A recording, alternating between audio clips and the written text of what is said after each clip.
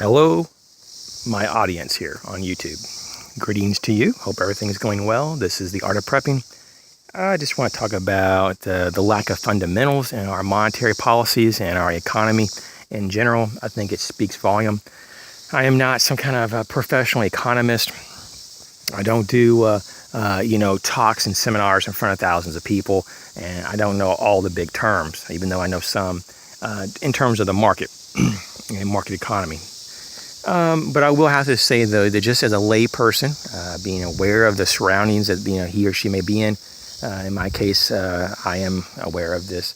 And what I come to a conclusion is that the numbers and the hype, especially in the mainstream media, of how things are going so well, and the Dow Jones is supposed to get to all new highs around 20 to 22,000 on the Dow by early next year, and all this hype.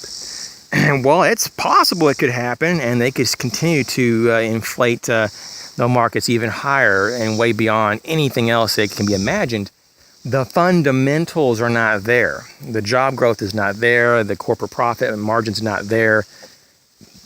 I don't personally understand how the market is even being propped up as it is. Of course, that's the key word. And propped up. Everything's propped up. Everything's overvalued right now.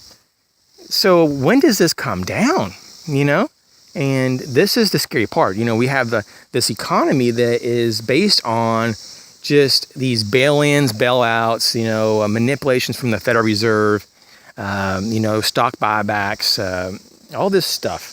And at some point, though, we're going to get to a level in this country that there isn't any more safety guards or any more that the bankers or the country is going to be able to do to keep us afloat. Now, this is kind of by design, I believe. I think they're actually doing this on purpose to take every last measure of ability to save the economy out of the equation. So when it does rip, it rips and it goes down like a sunken ship in the deep, deep waters of the ocean, and it won't be recovered. And I think that's the plan. This is how you take down a large country that is based on capitalism and freedom, especially if you're a person that don't like freedom and capitalism, and you want to control everything that's within that society. You destroy it from the within, and they have gotten control. And mainly the bankers and the politicians have just totally caused crazy chaos in the system over the last 100 years. And it took 100 freaking years to do all this, but they've gotten to the point now, though, that things are so out of whack with our debts and with our policies and even manipulating society in terms of their values and introducing all this, mass media that puts out propaganda like on a nonstop basis. They just you have a freedom of choice. Let's just use abortion, for example. Oh yeah, they call it choice now. It's not murder or anything. It's not like a child in development. No, it's just some kind of a mixture of tissue in there. It's no baby. No, we can't call it a baby or a fetus. Sometimes they call it a fetus, but they call it mostly tissues, and it's a choice. So it's not a baby or a fetus or a developmental human or a human in development. No, it's just a choice. And because we have this so-called choice, we get to murder people. It's like unbelievable. What society murders their own children? This is the point. This is why it's so hard to understand liberals. Because to me, it's so clear cut. It's like, okay, abortion is wrong.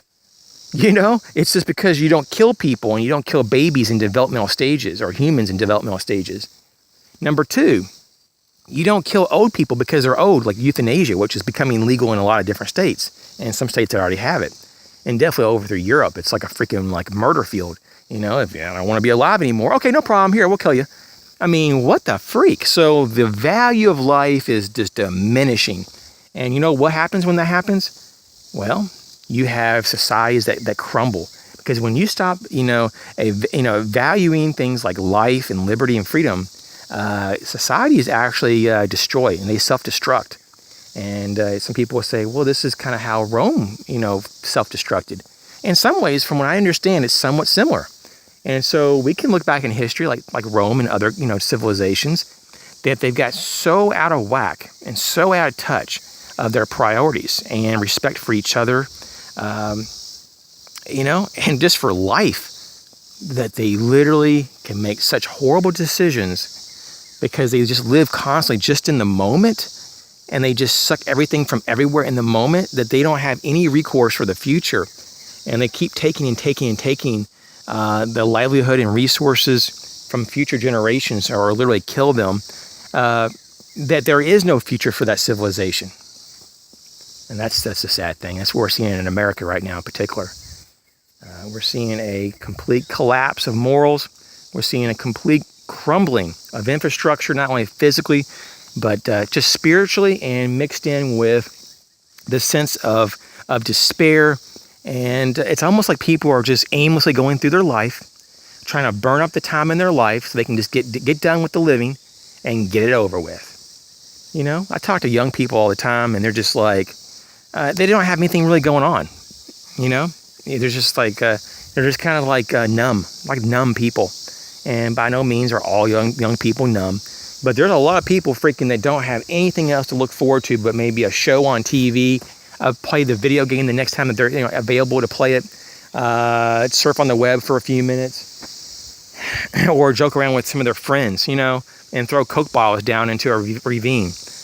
These are the kind of people you gotta have to be a little bit concerned about, because when they get a little older, their kind of ideology of what is important and what's not are going to be fairly important, because they might be in positions to make decisions for other generations. And so when you don't build foundations, or when there's like whole generations of people with no foundations that aren't built because they're lacking them, you're going to have a major imbalance in the system, in your country, in your society, in your community, and especially in your family.